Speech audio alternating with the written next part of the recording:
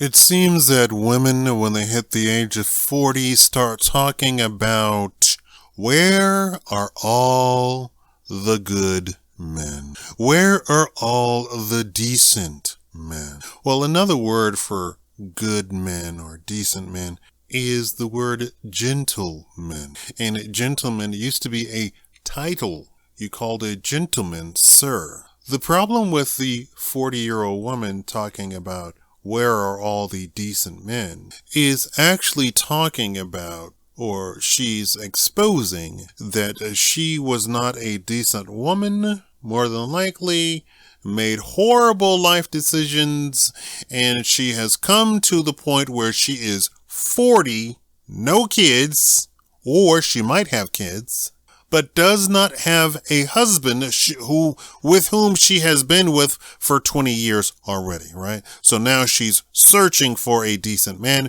because she has gone and had her fun, and now she is looking for a decent man. She is tired of all of the men who are playing games, which is code for men hitting on her with promises of absolutely nothing to get into her pants that she fell for over and over and over and over, and she liked it. Hold on, she liked it. Time out, she liked it. That's what she went for. That was her life choice. There's an entire movement now to say no slut shaming. So the women admit that they are sluts, but they don't want you to actually ascribe any sort of reputation to them for having been a slut or continuing to be a slut. That is not the world, nor the type of people that this video is concerning. Be sure to click the thumbs up button. It doesn't mean that you like the video. It simply means that you're interacting with the video, and that's what the advertisers want.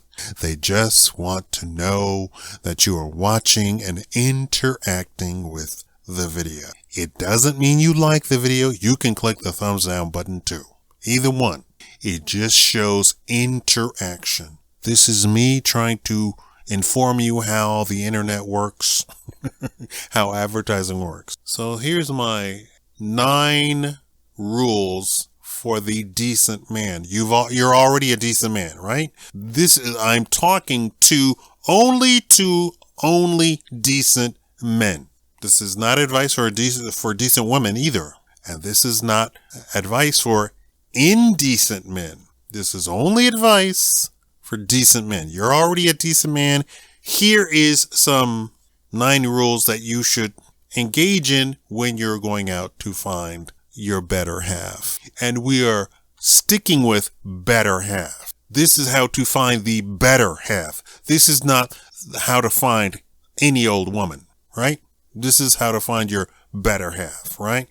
You know, all of the sayings, he's the luckiest man in the world. This is my better half. Here is the thinking portion of the family, which is actually isn't true. It simply means here is the one with the conscience, the one who always says, stop, let's think about this first. Yeah, that's who I'm talking. This is how to find that. If you want advice on how to just have sex, this is not the video for it. You don't need advice. There are women, like I already said, who will, quote unquote, date you, go with you, jump in the sack with you at the drop of a hat. Doesn't matter. And please give up this very tired and very disproven, especially from a person who's met thousands of people, who traveled all over the world and met thousands and thousands of people. Women do not go for the top 10% of men. It is untrue, categorically untrue. I see very ugly couples all the time. Very ugly, very fat couples all the time. Just all the time. It's just, they're everywhere. Right? Normal women go with normal men. It's weird that, I'm going off on a tangent. Anyway, here's my advice for decent men. So you're already starting out a decent man. You've come to, the internet father, the internet dad, and here is the advice that the internet dad is given to his very decent son. Vet every woman you meet socially, Not talking business, socially. Vet every woman. She has to pass a series of tests, a series of questions and answers. You have to interview her. This is very serious. And any woman who says that you should not do that, first of all, don't be listening to women, because women can't give you advice on how to date women. They're women, they're not men. She must have her own biological father in the home, not stepfather, and there are no exceptions. And he has to be alive. And he has to be alive to walk her down the aisle and deliver her to you. No exceptions. This is advice the internet dad is giving to his decent son. If you are thinking of marriage, she has to have had only one boyfriend, or zero is much better. 0 is cream of the crop. That means virgin. 1 is passable. 1 is a D minus. Passable. This is if you, what did I say? If you're thinking of marriage, this is not, you don't marry a slut. Leave the sluts to do whatever the sluts want to do. And leave the sluts to be with men who are frankly not decent, right? Her family must have money. Stats show that this reduces the chance of divorce by 80%.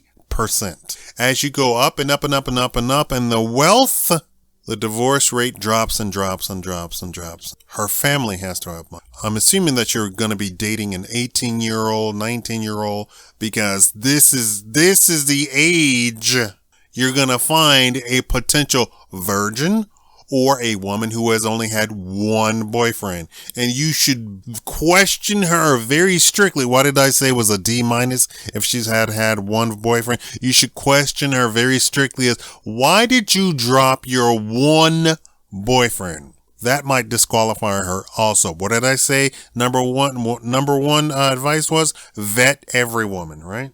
The family must be educated. The family must be educated. Statistics show that as you go up in education of the family, it also reduces the rate of divorce to the tune of 80%. The news is not going to tell you this. The news is not going to go into detail about the divorce rate. Just like the gender wage gap they keep touting, they're not going to go into detail that the gender wage gap doesn't actually exist, and women under the age of 35 actually make more money than their counterpart men under the age of 35. They make more money, right? Mainly because the men under 35 are not employed. They hire women more because women are easier to control. This is also why women are less in prisons and jails, because women are easier to control. They can march in the street that they're equal to men, but they're not equal to men, because women are easier to control. This is why movies are made with women being the captains of the entire battleship, to get women to go and buy their plastic, because women are easier to control. There must not be any mental illness nor drugs in the family. No alcoholism. There is a huge debate, and it's split.